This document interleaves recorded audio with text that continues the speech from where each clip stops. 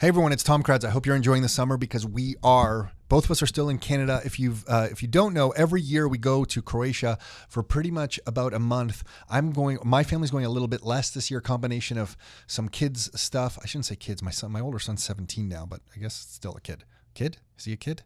Youth. Anyway, because of family stuff, we are coming back a little earlier, and because of our new office, apparently we're getting the keys in mid-August, so I cut the trip a little short, and this is a first world problem type of complaint. I'm a little bit bitter over only going for 2.5 weeks, but Nick's going for longer. But yeah, I'm totally bitter about this. But anyway, I'm going to enjoy the time. A lot of white wine. So listen, this podcast is about negative interest rates and how they can possibly be enabled in your everyday daily life. I feel like to live life on our terms, we need to all know this information, so that this is our attempt to share some of the latest developments around negative interest rates with you. Who knows if they will come to fruition? Who knows if this will actually be like a thing in the economy? But it affects real estate prices. It affects your day-to-day savings. It is really important, and we feel that we all need to understand the rules of the money game, the way they exist, not the way we wish they were, but the way they actually are, so that we can then win the game of money. So this is our attempt to share some of our own research with you. You can dismiss it and discount it. You can agree with it. We just want to encourage some thought around this stuff. If you have any feedback around this stuff, please always share it. We find that kind of fascinating. And listen, some of the data points that you're about to hear, we put out in some different reports. We have a new page on one of our websites called rockstarinnercircle.com/reports, where we have 4 different reports on there. The first one and the newest one is Ontario's population explosion, the untold story, how Ontario's population trends are creating amazing opportunities for savvy real estate investors. And what we've done in here is we've collected a lot of the data points that we use ourselves and put them in here. A lot of the stuff is from the Government of Ontario's website. Some is from Stats Canada. Some is from different sources. But in there, you can collect some of the information for yourself. We've put links to different reports in there. And then we've also coupled that with some GO, Train, and Metrolinx expansion plans. And the reason that we have that in there is we feel like over the next 10 years, it's always been important to be close to transportation routes, but it's going to be even more important to be next to some rail transportation in the future because of the traffic situation in this area. So if you're going to make some investments, that's a little bit of a treasure map for all of us. So subway, light rail, GO. So that is Ontario's population explosion. And then we have 3 other reports on there. We have a roadmap to $235,000 of yearly income by investing in local real estate. This is a story of a Mississauga investor that we worked with and still work with. We also have another one, does paying for your kids' education really makes sense? And this isn't an anti-education report. This is just a thought experiment that we had, and we said, hey, what if you just like took the money that you would spend on university and bought like a rental property? You know, who comes out ahead? Somebody who gets an average kind of income in Canada and then that appreciates at a certain rate, or the person with the rental property? It was really just a thought experiment. I want to be clear. We are not anti-education. We are pro-education. This was just a bit of a thought experiment. We had some fun with it. So that report's there and some charts. I think you'll be shocked when you see some of that stuff. And then we have a report called The Destruction of the Middle Class, Why Less Canadians Can Afford Homes and It's Only Getting Worse. And what we did in this one is we mapped out income levels according to Stats Canada data against the Toronto Real Estate Board's housing prices. And when you see some of this stuff, it's actually shocking. And we extrapolated this out to the year 2055. So when you see some of the trends in this chart form, it really is a little bit shocking. So you can get all these reports at rockstarinnercircle.com/reports. Hopefully you enjoy this chit chat between Nick and myself. Let's get on with the show. Are you ready to live life on your terms? Is it time to take charge? Real estate, business building, the economy, health and nutrition, and more.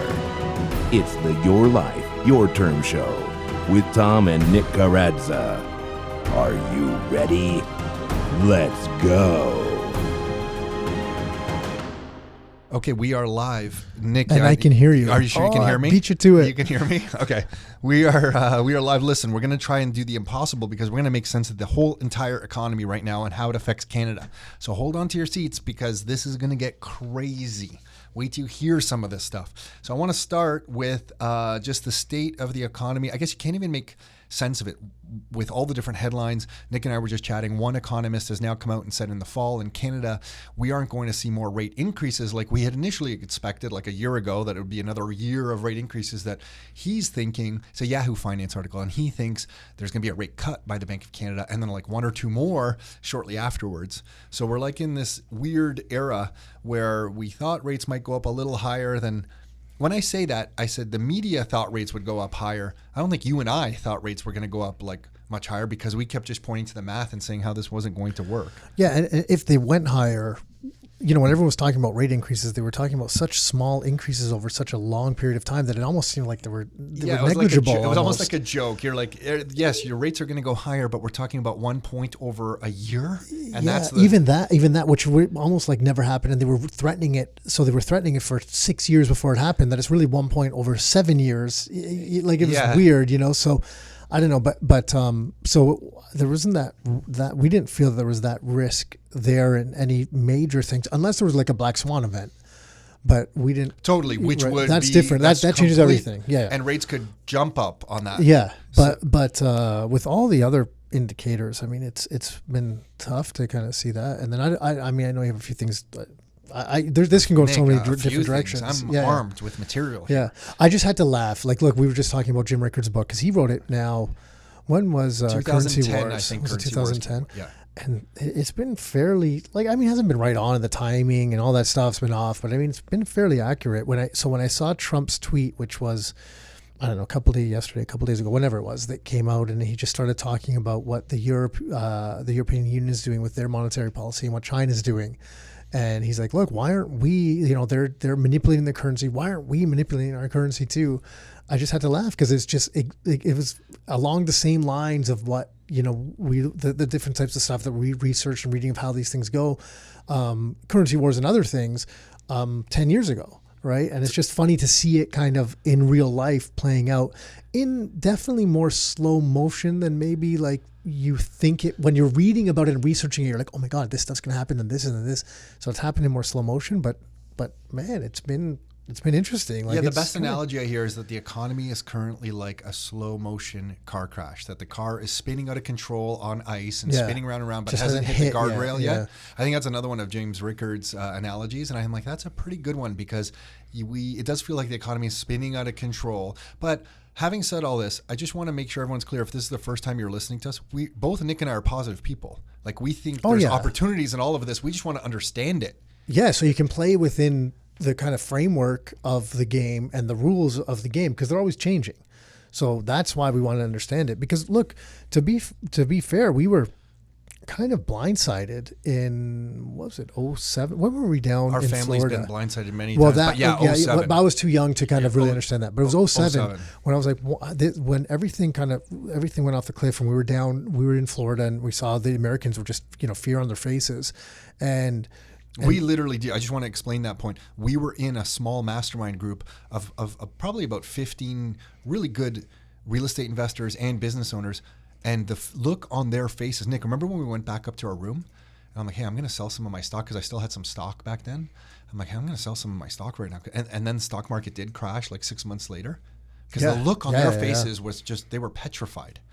So so for context here, I just want something that we reference all the time is that the economic system as it is, we need to understand it if we're going to profit from it. So something that we are very aware of are the different bankers when they speak, because these guys and girls are like the leaders of the parade. Whatever they say kind of dictates whatever else is happening. And for some context around that, the chief banker in the world right now is probably the International Monetary Fund. They are the bank. They are like the central bank to central banks. And there's other entities like that that come to mind. BIS is one of them, but the International Monetary Fund is like the central bank to central banks. So it's like if the Bank of Canada and the U.S. Federal Reserve get into some kind of trouble, it's the IMF who would kind of like step in and help them out in some capacity. So whenever they speak, we pay a lot of attention because it affects our real estate, and we'll bring it all home. But here's what's going on, just so you know.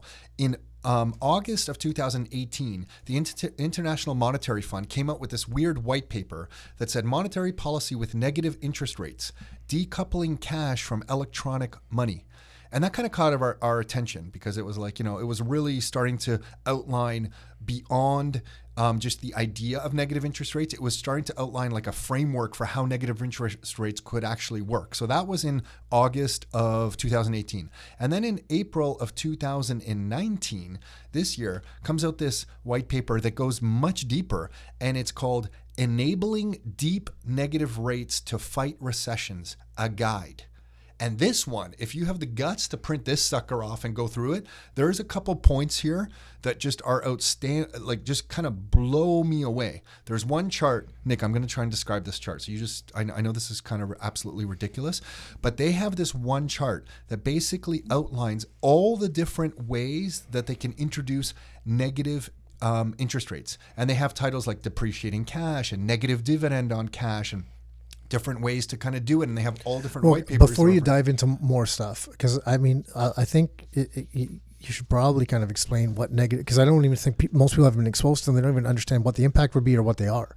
So you're talking about negative interest rates, but you're not giving the basic information, like, okay, what the hell are these negative interest rate things, and how does that kind of impact stuff? So I'm going to read this out and hope, because I don't know how they're going to implement it either. So I'm going to read this stuff out, and then let's see if that answers, because I think they're trying to explain how they're going to do it. Because well, it's not how they're going to do it, but what the impact is, because it has been done in other places in some little facets of it, like what a negative interest rate is.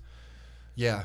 Yeah, right, because there were some bonds. So, like for anyone listening, right, there's some bonds that have been done. So bonds are like a loan to the government from someone that were done with negative interest rates in different countries in Europe, and it was 10-year bonds. Was it 10 years? I forget. Yeah, but I think they have some shorter ones even. So now. But it was bonds. So basically, you're giving. So like a government of Canada bond. I don't know what it pays right now, but I mean, what, 1% maybe or something. So you give it, and in you're getting this 1% interest rate over your on your money. A negative interest rate is essentially saying, hey, look, you're not going to earn any money on the loan to the government, but we're guaranteeing that you're going to get your money back. You're just going to get less of it back, but it's safe with us because we're going to give it back to you. So you're actually getting less money. So you're actually losing money with the negative interest rate. You get back less. You're earning. Yeah, you're earning negative. Yeah, and it's basically a pension fund that might look at it and say, okay, you know what, in this environment, I'd rather have the guarantee of knowing I'm only going to lose this much money because what I see is so crap out there that I actually think that's attractive. Yeah, as ridiculous as that sounds. You have a friend that's a hedge fund manager. Was it him or someone else that said, the quote I think I remember was, they're more focused on the return of capital rather than the return on capital. Yeah, right now. Yeah, it was that particular guy. And right now that's the thing that they were concerned with. They want the return of their capital. Yeah. They weren't at that time, right? Yeah. So that exists, and that's a classic kind of negative interest rate. What these white papers are starting to describe now are how they're going to possibly take negative interest rates right through the economy. So beyond offering a negative interest rate on a bond, how you and I, the guys that are using our money at the banking level day to day, how they're going to hit us with negative interest rates. So this is this white paper, and I have to read a couple of these sentences out and stick with me, because after I read them, we're going to talk about them a little bit. But you got to hear how this white paper from the IMF that came out in April breaks down some of this stuff. So here we go. It says, relying on banks for transmission of negative rate of return on paper currency reduces the implementation burden and political cost associated with negative rates. So what they're saying there is basically that it's a kind of like a good thing to have the banks do the dirty business of offering negative interest rates to the daily consumer, because it reduces the political cost or burden to the central banks. Okay, so now stick with me. When working through the banks, anything that would be a political problem for the central bank becomes a customer relationship management problem for the commercial banks. Commercial banks are likely to be better and more experienced in dealing with customer relationship problems, even those with a new twist, than central banks are at dealing with grassroots political problems. What they're basically saying here is that they know there's going to be a massive backlash when they push out negative rates into any economy, and they are pretty shit at dealing with customer relationship problems. So if we use the banking infrastructure as the mechanism, and I'll describe the mechanism they're talking about in a second, to roll out negative interest rates, it's probably easier on everybody. Is what they're saying. So this is amazing. So then they go on. It says, after minimalist implementation, the central bank can leave the rest up to the private sector. So they're basically saying, yeah, we can kind of decide that, these negative rates are a good idea, and we'll just tell the banks, yep, figure it out. And then it says one key aspect of bank transmission approaches is that the less the central bank does and the more is done by commercial banks, the less new legislation is likely to be needed. What they're basically saying here is that if they make negative interest rates just a function of the banking system, no new laws have to be passed for any of this stuff to actually happen. The central banks can just use the existing banking system to put this into play. Now, stick with me. The proposal is for a central bank to divide the monetary base into two separate local currencies, cash and electronic money. So they're thinking, okay, we're going to have two things, the cash in our pockets and electronic money. So now in this guide, they're really getting to the nitty gritty of how they're going to do negative interest rates, not just... And they don't, when they say electronic money, they don't mean Bitcoin and those types of things. No, they just mean money in your bank account. Yeah, because everything's like, you use your debit card and Visa and that type of stuff. Yeah. So that type of thing. Yeah, exactly. So then they say, to illustrate, so here's where they're getting down to the actual example. Suppose your bank announced a negative 3% interest rate on your bank deposit of $100 today. So first of all, that would be crap. But let's say they did that. So now it goes on. It says, suppose also that the central bank announced that cash dollars would now become a separate currency that would depreciate against e-dollars by 3% a year. The conversion rate of cash dollars into e-dollars would hence change from 1 to 0.97 over the year. I want to pause here for a second. Basically what they're saying is that what they would tell everybody is like, hey, if you don't keep your cash in the banking system, if you ever want to put it back into the banking system, you're going to have to take this new depreciated value and screw you. I feel like the bank just gave everyone the middle finger. Well, look, it's very easy for them to do because they'll just say, hey, like there's costs associated. We got to print it. We got to manage what's in circulation. There's these costs associated. So here's what it's going to happen. I mean, it's amazing. Like it seems crazy, but it's not inconceivable at all. It actually doesn't seem and the fact that even mildly unrealistic. No. And so there's this last little part I'm just going to read out. It says, after a year, there would be 97 e-dollars left in your bank account. If you instead took out 100 cash dollars today and kept it safe at home for a year, exchanging it into e-money after that year, it would also yield 97 e-dollars. So they're basically saying, like, if you take your money and hide it at home under the mattress, screw you, because if you ever bring it back into the financial system to pay a bill online or to send money to your brother on the other side of the country, we are going to depreciate it down. I don't know how they'd ever implement something like that, because how do you know that's what they took out? There's a lot of factors to that, but I think it would just be a cash dollar exchange rate. And saying, yeah, but how do you know if you took the $100 out in January or December? It doesn't matter. The exchange rate just kicks in. So it would be like, okay, the exchange rate for cash to e-dollars now is this. And they just announce it. Just like an exchange rate between the euro and the Canadian dollars. Like, and we would all have to eat it. We would all just eat it and say, holy shit, are they going to change the cash to e-dollar exchange rate? So they're basically forcing everyone. Remember, this is the International Monetary Fund. This isn't like some weird bank. This is the Bank of Banks. They're starting to outline a blueprint if they need it. Yeah. And then now today, this is awesome because the Wall Street Journal has this article by the head of the IMF, who apparently she's going to be nominated to head the ECB, the European Central Bank, soon. But anyway, she's currently the head of the IMF, and her name's Christine Lagarde. And the headline goes, negative interest rates benefit the global economy. And then when I saw that headline in the Wall Street Journal, I'm like, what are you talking about? Negative interest rates benefit. And you got to listen to some of these sentences in here because it's almost too good to be true. It says, sub-zero interest rates in Europe and Japan are net positives for the global economy. International Monetary Fund Chief Christine Lagarde said on Tuesday. Now listen to this. It talks about the economy. She says, we are on alert, not alarm, on the outlook for the global economy. So she's basically saying, like, she doesn't like what she sees and they're on alert, but they're not on alarm. Like the way some of these bankers talk is just, it's so political. It just makes me laugh. But the reason they're on alert, not alarm, is that she pointed to a loss of growth momentum over the past 6 months. exacerbated by China's relative slowdown, lower commodity prices, and prospect of financial tightening for many countries. And then she goes on, she said that economic sentiment had been bolstered by fresh stimulus from the ECB last month and by apparent shift toward a slower pace of rate increases by the Fed. So she's basically saying, way to go, European Central Bank. You did a fresh round of stimulus, which is basically... Yeah, she's always come out for more stimulus, lower rates and stuff. Yeah. She's and applauding it. And listen to this. It says, we see the recent introduction of negative interest rates by the ECB and the Bank of Japan, though not without side effects that warrant vigilance, as net positives in the current circumstances. So she basically, I just want to repeat this. She goes, we see the recent introduction of negative rates by the ECB in Japan, though not without side effects that warrant vigilance, as net positives.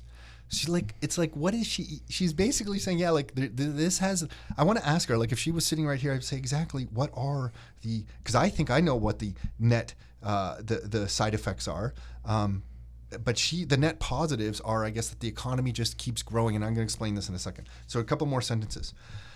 Mario Draghi, the head of the ECB, announced cuts to all banks' main interest rates last month. So that he did. And then she goes, I would like to commend President Draghi and the ECB for steps it is taking to improve confidence in financial conditions. All they did was cut rates, and she's saying, yeah, way to go, you're improving confidence. Check this out. She goes, the U.S., she said, could boost its labor supply by expanding the earned income tax credit, so give more tax credits on earned income, increasing the federal minimum wage, and strengthening family-friendly benefits. And this, I think, is something over the next 5 and 10 years we're going to see a lot, this whole minimum wage talk. And I think it's beautiful because it flies under the radar, because a lot of governments can get behind it because it looks like you're helping the masses when you increase minimum wage. Because it's hard to fight against it, because as property prices go up and stuff like that, no one can afford anything anymore. So everyone's saying, hey, we should increase minimum wage, and you look like the hero. The problem with increasing minimum wage is you're forcing inflation into the economy. More money starts flying around into the economy artificially, typically.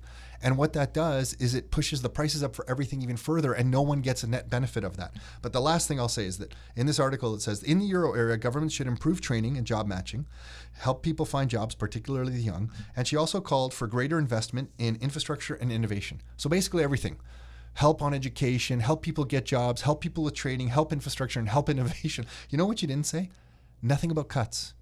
Nothing about, we're already collecting trillions of dollars in taxes across the world in different countries. Why don't we try to spend that money a little bit better? Why don't we try to control our debt? Why don't we try to have a little fiscal responsibility? Everything is about spending more. And the reason for that is the only arm a government has to make its debt burden look less over time is through growth. You have to grow the economy. And because they don't create jobs in and of themselves, the only way they get that growth is through inflation. And the only way they can get inflation is to push out more money into the economy. So the whole thing, it's like the problems that they are trying to solve or what they say they're trying to solve are actually going to create bigger problems. Because when you push out more money, it's going to drive up the value of hard assets. If history's any indication, that's what's going to happen. That it's just going to blow eventually, right? It's like a disaster situation. So in Canada, we're here in this weird situation where we have like the two biggest inputs of gross domestic product, or GDP, are typically labor and capital. And then through that, a lot of people will talk about productivity. How much can you get out of that labor and capital? Think of Ontario right now specifically, where a lot of Canadian real estate investors play. We have growing labor force because of the massive population explosion that is going on. And we have capital coming in to the economy here because of low interest rates. So we have this weird situation right here in Ontario where we have a population growing faster than maybe anywhere else in North America. And not even maybe. We know it. I mean, it depends on what exactly area you look at, and the length of time. Because Dallas-Fort Worth area looks like it did take in a lot of people, but Toronto not the proper, city. Yeah. So, but I mean, we're up if there. Not it's one of the, yeah. Exactly. So we have this massive population growth at a time where the Bank of Canada here has to mirror whatever the U.S. does, which is like low rates, and so we have an environment where like, what's going to happen here? It could be kind of good, I would think, for the economy as a whole, but it can also be a little bit bad because it's going to drive property prices to the moon. So that's good for investors who already have property, but for people who want to buy property, these things kind of now are making all these policies are making the problem worse. And what happens when you I'm just trying to think of that negative interest rate example. If they did change the exchange rate and say, hey, Nick, I know you got $10,000 hidden somewhere in your shoe. When you bring it to the bank, you're only going to get this much back. That basically negative interest rates. I'm just trying to think what that's going to do to property prices. Negative interest rates. Well, if it's on the cash, it doesn't really impact much at all. No, but right? I mean, but if it's on anything else, then again, it just like it's done with other hard assets become more valuable because you would think they would hold their value.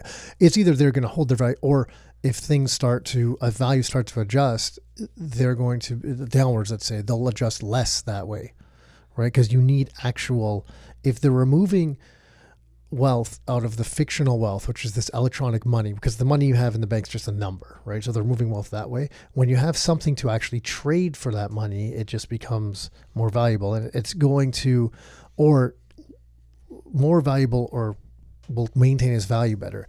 It's just like, I mean, do you remember in Greece not long ago? When was that? Yeah, 2010 was that? Yeah, I can't remember exactly. I feel like it was 2014 or 15. Was it that late? Yeah, I can't remember. But anyways, when they were going through that stuff, they were taking their money and they were going and buying anything they could. Furniture. For washing machine, like they were buying that type of stuff because they're like, this money might not be worth anything, but the washing machine is still the washing machine out of all things is still going to be worth something. They were also interested in a return of their capital. Just like we were talking earlier. Yep. That's funny. Yeah, I don't know. Maybe we're going to run around in the streets looking to buy washing machines and furniture to save our capital. There's this one other point I want to share in all this kind of situation and what these banking policies have created.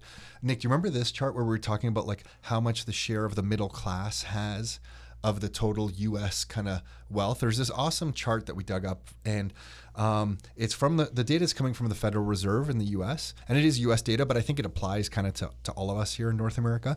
But in 1989, so back in 1989, the top 10% controlled about, let me add this up, about 60% of all the wealth in the U.S. So the top 10% controlled 60%. In 2018, the top 10% controlled 70%. So all these banking policy, so they controlled 70% of all the wealth in the US. So what these banking policies are doing is that people who, to me, own assets, whether it's properties, businesses, things like that, your own home would be thrown in there. I guess we can all argue whether your own home's an asset or not and all that kind of stuff. We don't want to get Robert Kiyosaki on here. He'll just like rip us for even saying that. But basically, all these policies are just pushing more and more of the wealth in the world to the people who own things. Like to Nick, to your point about like with these policies, if you own, it's going to make assets worth more. So like all these weird, crazy policies are just making the people who have things worth more. And I think sometimes that's why we talk about real estate so much, not because even we always say we're not like the biggest real estate fans. It just happens to be that real estate is one of those vehicles that protects you against all of these financial policies that are going on. Well, the example that we've used in the past, I know I've used it, I'm pretty sure you've used it as well. Yes, you've used it for sure. Think about, whatever, your 10 or 20 closest friends. And, if you divide them in two and think about 10, and this could be true or just kind of make it fictitious, but think about the 10, if they owned any hard assets over the last 10 years, and think about the 10 that didn't own any assets. It doesn't even have to be hard assets. Let's say any assets over the last 10 years. Which one is further ahead, drastically further ahead compared to the other? Right. And it doesn't have to be real estate because of what's happened with this kind of artificial monetary policy where they've printed all this money and flushed it into the economy. And then it's just raced to any asset classes to try to protect its value. It's stock markets, it's real estate markets, it's, and there's been fluctuations in individual pockets of real estate and stocks, but globally, there's never been a time when so many different asset classes have had such increases over the same period of time. It's never, ever happened before, and it's because of the monetary policy. So anyone that's in that game and owns assets has finished further ahead, and anyone that doesn't own the assets is falling further and further behind. Like it's the reality of it. Sucks. It does. It's kind of sad. But it's true, and that's kind of what happened. At no other time in history was there such coordinated money printing globally as there was after the right around the 2008 financial crisis and afterwards. No other time in history. In the past, it was like one central bank needed to stimulate something, so they would print some money, But that wasn't the case this time. It was everyone got together and said, how the hell are we going to do this? And that's when the IMF SDRs got involved even, and then all these banks lowered rates, started printing money. And, they've really dug themselves a hole because they refuse to let any kind of shrinkage occur in the economy. And it's wrong. Like the way the economy is structured is there's going to be kind of like ups and downs, but they refuse to let it come back down and then start a new foundation and grow from there.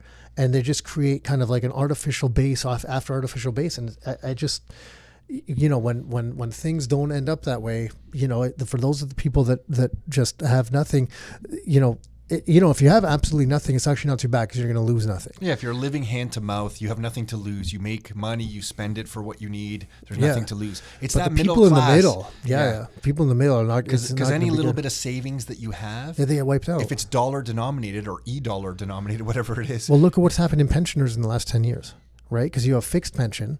10 years ago, what did it buy or what did it afford you? What kind of lifestyle? What could you, properties, gas, car, like what could you afford with that versus now, right? It's drastically changed. Like any asset class, let's say you want to buy a little bit of stock to kind of further your investment with that. Well, I mean, you can buy a lot less than you could buy then. A little bit of property. Well, you can buy a lot less now than you could buy then. So anyone on the fixed income is falling further and further behind unless they own assets. And it's funny, it happens kind of like, it's like this slow process that seems to be speeding up, but it's this little process. So it's hard for most people to kind of detect it because most people, to be fair, are worried about their career, getting a good job, getting a promotion, dealing with the politics at work, fighting through all that stuff. Yeah, like, you got life is another basically a shit crap fest to deal with. Yeah, so you don't want to think about this stuff. Someone like me and you come along talking about, holy shit, watch about this guy. Well, because then a lot of people are like, well, I don't care. It's out of my control anyways, which, you know what? They're kind of right. Yeah, live your life. And they're not. Like, we have control if we band together. There's all this stuff, right? So it's not completely. So I understand where they're coming from, but, that's fairly accurate. But, if you understand these rules and you understand the game, then it's like, hey, what steps can I take to win within those rules and that in that game? Totally, right? because sometimes I find when some people will say, man, how are property prices going up? I don't even understand. Like, who can pay these prices for these properties? And I'm like, hey, listen, it's more that interest rates have come down so low that it's afforded people the ability to carry these mortgages and push the property prices up. And then when you have this population growth that like nobody is talking about, I find, in Ontario, and you mix that into it, it's just naturally going to push property prices even further. Now we're starting to see some talk of population and a housing crisis in this area. It's starting to come out a little bit. The data point that always blows me away is that one data point that discusses how Toronto, the GTA in 2016 census was 6.7 million people, and by 2041, so we're on our path there, is going to be 9.7. It's a 43% increase. It's 3 million more people, and Toronto today is only 2.7 million. So basically, another Toronto's on its way here. So you mix in low interest rates with jobs, what do we have in Ontario? We have high-tech jobs. We still have some manufacturing jobs, even though those seem to be getting less and less. If I see the headlines, I don't actually track manufacturing job numbers. That'd be an interesting thing to start tracking. But high-tech jobs, manufacturing jobs. We have all the a chunk of universities here in Ontario. So we gotta have this like pretty diverse economic base. Mix in cheap money and population, and you just have these property prices that go up automatically. And people will look around 10 years from today and think, oh my gosh, I don't understand. Property prices in 2019 were so low compared to 2029. I just don't get it. And then I feel like screaming it from the top of the hills, like saying, oh my gosh, we're all getting screwed. Yeah. But it's not just, the property prices, it's every cost of living. Exactly. Look, when you get Halloween candy, the size of the Halloween candy, because it's not just prices, right? You're getting less for your dollar. I'm convinced toilet paper. I'm convinced the product manufacturers are putting less toilet paper on those rolls. I believe. I don't know, but I believe it. But it's happening everywhere. It's happening everywhere. Like if you look at the Halloween candy, like soon enough you're gonna there's no candy. It'll just be the wrapper. Well, the Kit Kat isn't gonna have 2 sticks. Before it used to be like almost a full size bar, but like 2 sticks. Then those got smaller and smaller. Now it's now the timing. packaging. Now it's going to be one the stick. packaging still stays a little bit big, but inside. Well, potato chips. I mean, the size of the bag hasn't changed, but there's less in it. I mean, that's inflation. That's at one point, are we going to get M&Ms? M&Ms, but it'll just be one, so it'll be M&M. Yeah, one package with one. But I mean, it's not like it's we joke about it, but it's not what's it's what's happening. It's not far away. Here's the thing that sometimes frustrates me, and I don't know if this is fair or not, but I feel like as in Canadian society right now, we still talk about like high schools. We are pro education. Before I say anything further, I want to explain that we're pro. Both Nick and I are pro education. We've spent more money in our education actually after formal education than we did during that formal education. So we're pro education. But I feel like in society we have all these things like high school prep courses and colleges and university and postgraduate degrees and certificate programs and specialty certifications and tutors and awards and all that kind of stuff. So we're encouraging people to kind of like get careers. And I find that very valuable. We're training people, we're educating people. The training might be somewhat off and not completely applicable into today's economy, but we are doing our best in the education system to train people. What I find is missing is that message of take whatever income you begin earning and quickly buy assets as soon as possible, because it's the assets that are going to carry you through and allow you to live life on your terms the way you want to live it. Because until to this day, I have literally met no one that through income alone is truly living the life financially that they want to live. Usually, if they are in a high-paying career, it is some form of equity sharing through stock options or something that they've been able to do that. Everyone else I know who's living life on their terms has created a business to build their equity or a real estate portfolio to build their equity. So my message would be to the education system, yeah, let's educate people, absolutely. But when they get those incomes, turn that income into assets as soon as humanly possible. And you don't have to go into real estate. You could start a side hustle, a little business on the side and grow it. But that's kind of the missing component of all of this. And there's something else that I think I initially, when we started studying this stuff, Nick, I felt like it was almost like a conspiracy theory trying to figure some of this stuff out. But then when you read enough history and economic history specifically, you realize that every period of 100, 150 years, there is a currency kind of changeover. Like Portugal was the reserve currency in the world from about the late 1400s to like 1500. Then it was Spain. Then it was the Netherlands. Then it was France. Britain was fairly recent. So some people will understand that the British pound was the reserve currency in the world. And then it became the American dollar. Specifically, that started transitioning kind of from the end of the Great Depression to the Bretton Woods Act, 1944, end of the World War II. And we've been in this U.S. system since then. So it's pretty natural for there to be changes in the monetary policy. Like this isn't like something that is abnormal. It's just when you look at small pieces of time, like 10 or 20 years, you think that things are going a little haywire when really this is normal. Every chunk of time, 100, 150 years, there's a bit of a big changeover. Maybe our next one's e-dollars.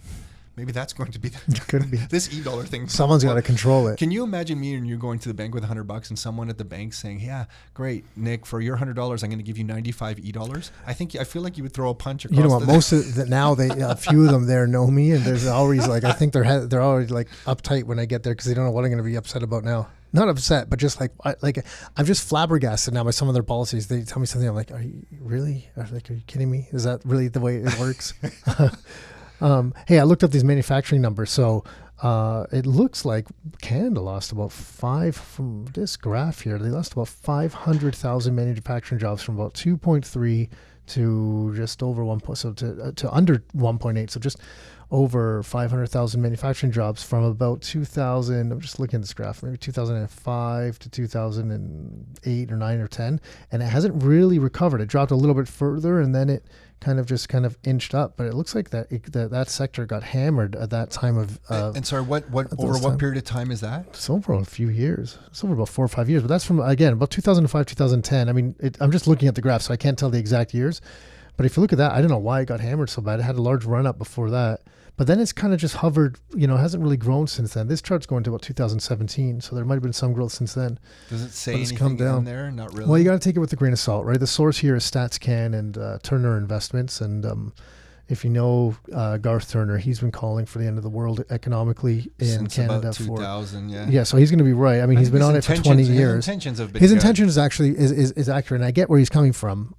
Yeah, so do we. Yeah, totally. Yeah, I don't actually disagree with some of the stuff he says, but I think some of the things, in my opinion, are being said in a vacuum without looking at some of the greater kind of trends that are kind of offsetting some of that stuff. That's the biggest thing when I hear people talk about demographics and stuff like that. I'm like, sometimes you have to marry a change in demographics that might affect an economy with things like massive monetary policy changes, like quantitative easing and interest rates, and now the next phase might be negative interest rates. If we can even get our head around that might actually ever happen, part of me thinks it can actually never happen. Like I can't ever really feel like I can see that happening, but when you have to make some of your predictions based off global monetary policy, because the global monetary policy can trump a smaller trend. Yeah. Like that's the big...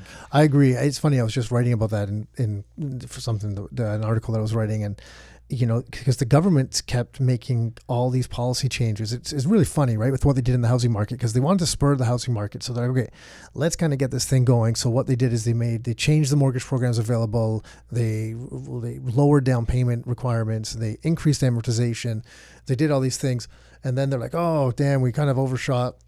Let's kind of remove that because we got to slow the housing market down. So let's shorten amortizations. We'll increase down payments. We'll remove some of the programs that are available, alter other ones.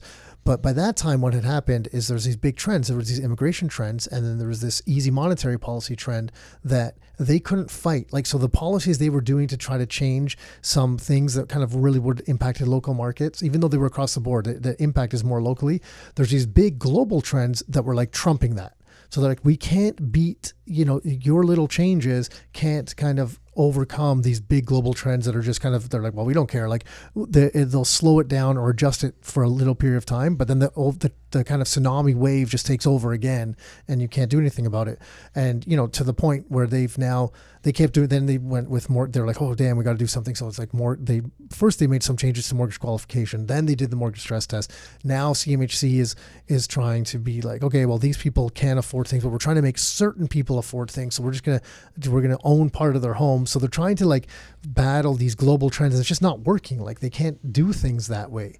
And they're trying, and it's just a little bit. And it's a bit frustrating misguided to hear too, because I feel like you'll get votes that way. Like if you're a politician saying, yes, we should help the first-time home buyer, and we have totally, yeah. But all the problems exist because the government can't not keep spending. Well, so they're just addressing the symptom, not the source of any of this. Yeah, and so the last provincial election, right, a few months before, Kathleen Wynne came out and she put in the rent controls again. Remember, she had the big announcement. That's right. We're going to do all this for renters.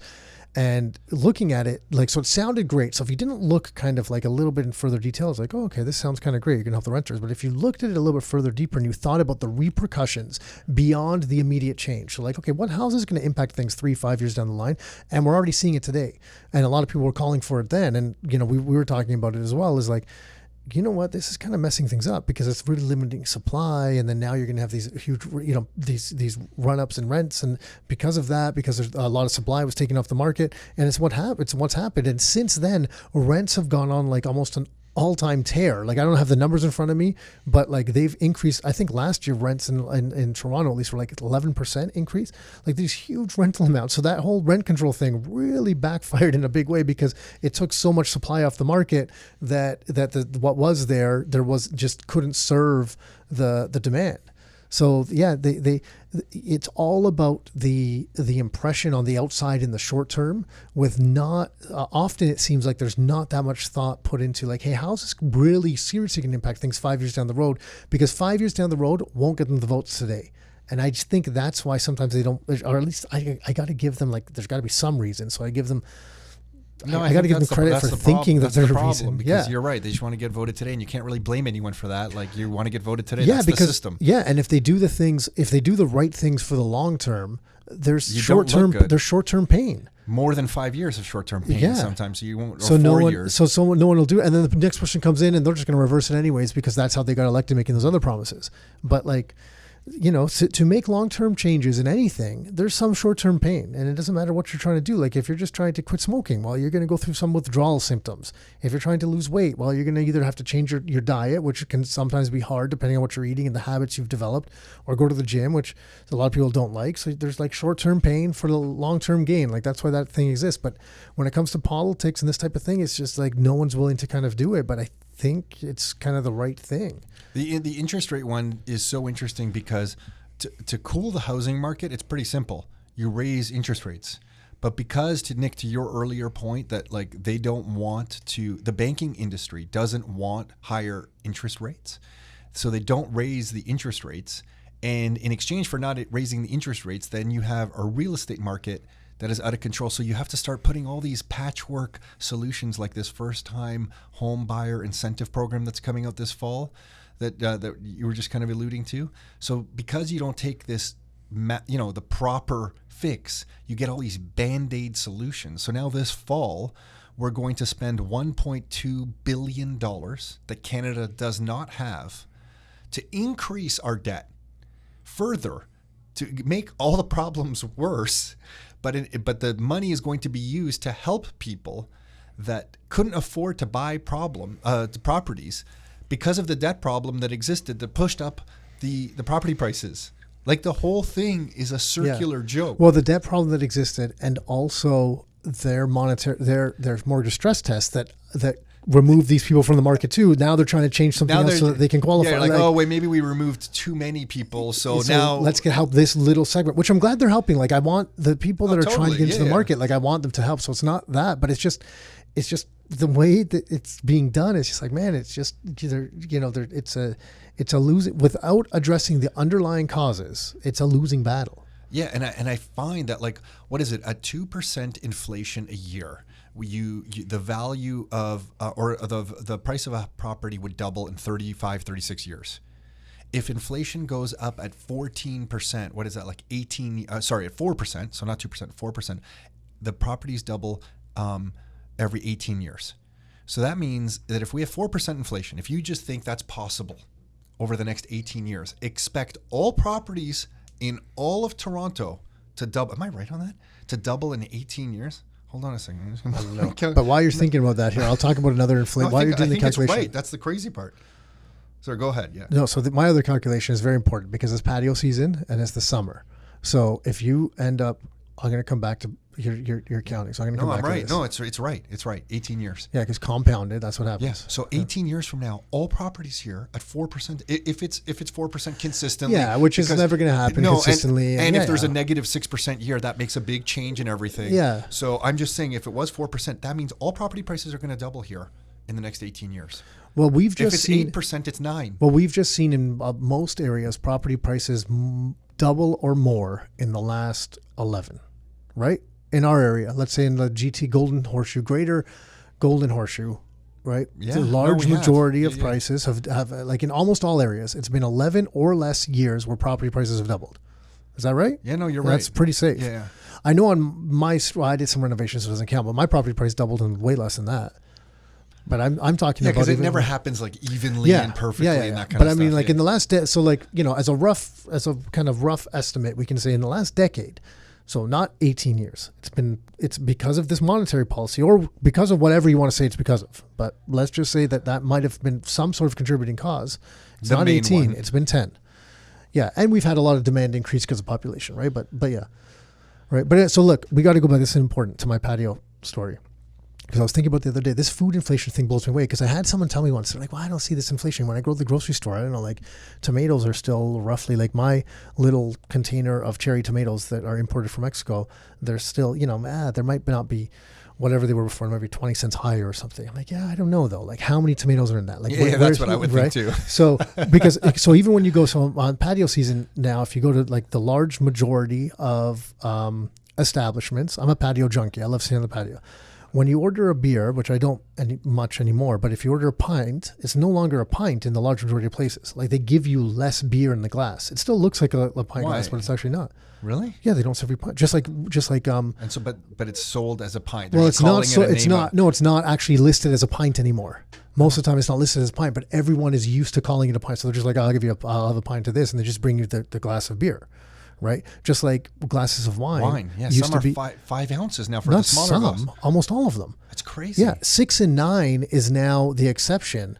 5 and 8 is the norm for like the small glass is 5 ounces, the big glass is 9 ounces. So like if you remove an ounce, it was 6 ounces. You remove an ounce. What's that? That's 15%, right? Something like that. Yeah. Something like that. So it's a 15% difference.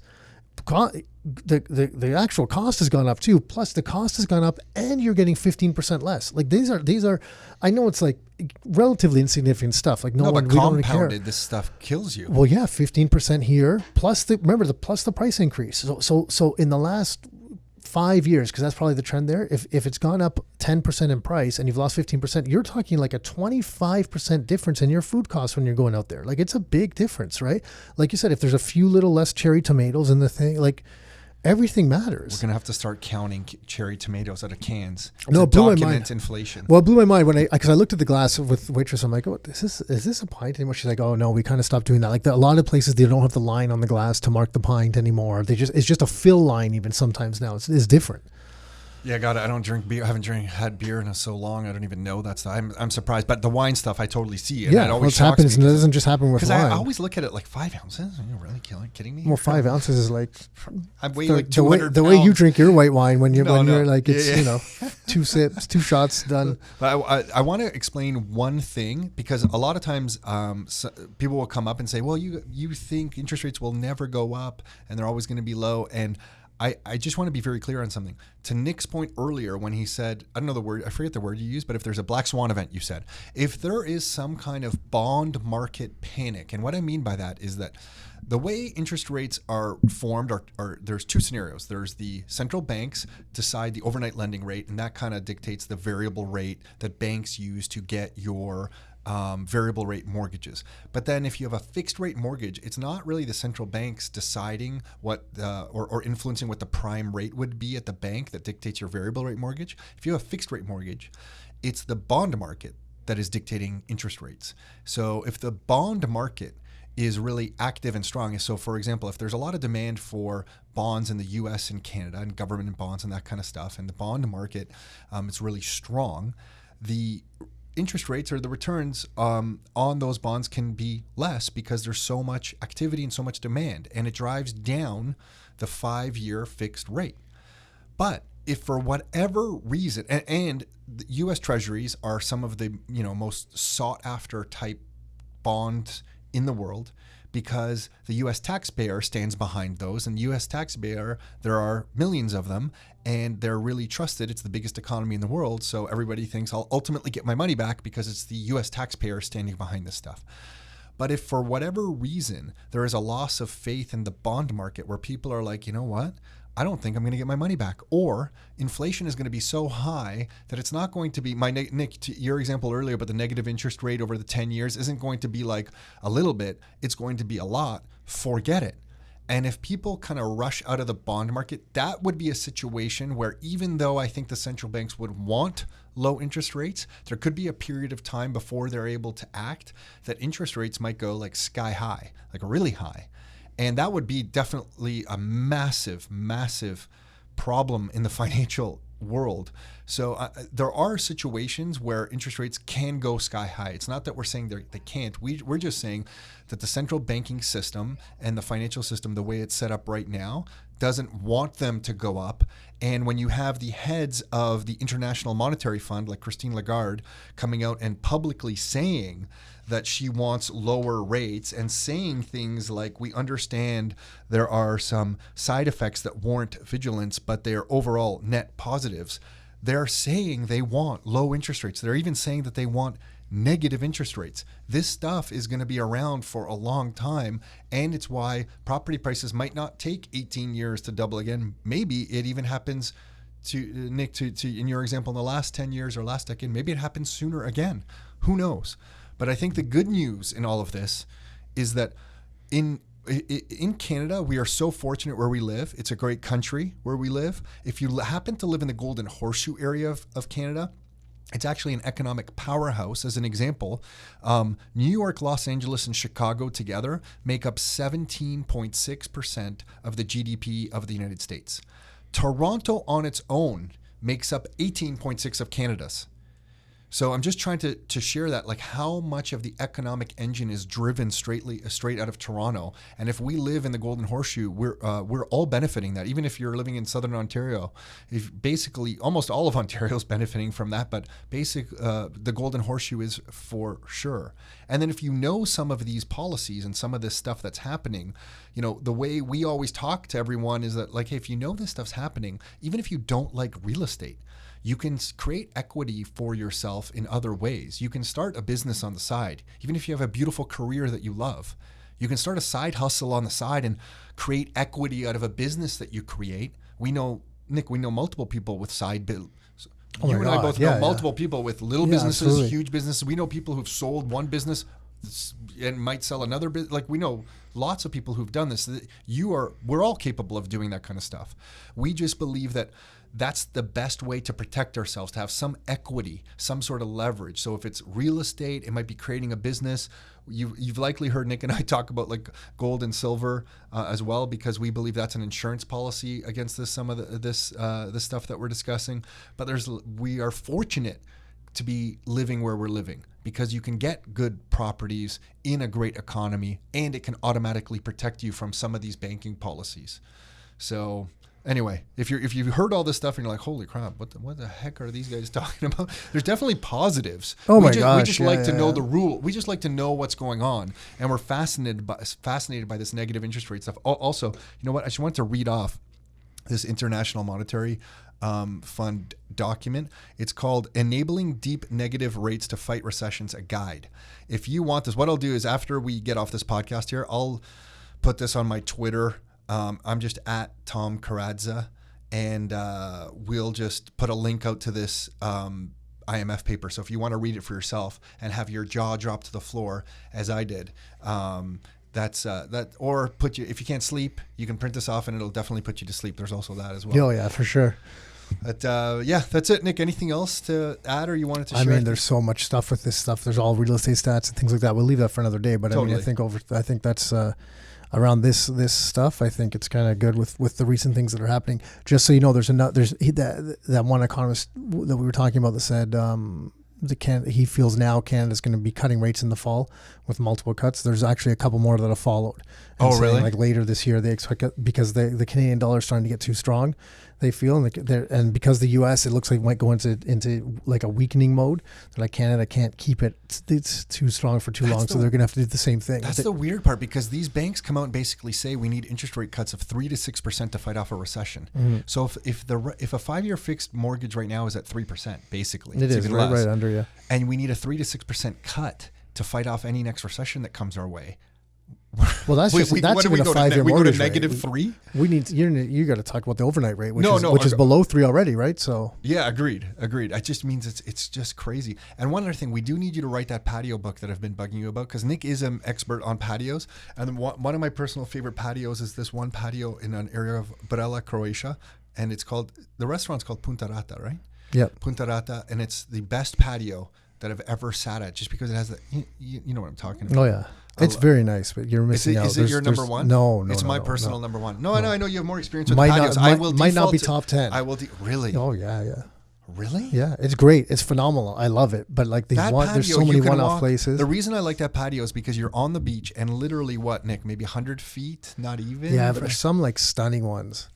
Wow. Puerto Vallarta, one sticking out on the cliff. Puerto Vallarta? Oh yeah, one sticking out over the cliff on the water. It's like astonishing. Santorini. One up high on the thing. I could maybe believe. Yeah. There's Puerto Vallarta? Oh yeah, this one is. I think it was like called like Le Cliff or something. Really? It's astonishing because it's right where the sunset is. I like going from my beach spot to this patio in my so that you can't do with that a tablecloth with professional waiters serving wine. That you can't do. You can't. So there's different ones. It depends. If it's like daytime for lunch for that, and then if we have a different category for like dinner ones that are like different level, I might have to categorize. I nominate Punta Rata number 1. Okay, I nominated number 1 for beach. For that, lunch. it's pretty good. Oh, Yeah. For man. that, it's pretty good. There's not much to be. Then it's right up there. But some of those other ones in like the right time of day is like stunning. Yeah, got it. Yeah, so if you see Nick, tell him to write the book. We want the patio book.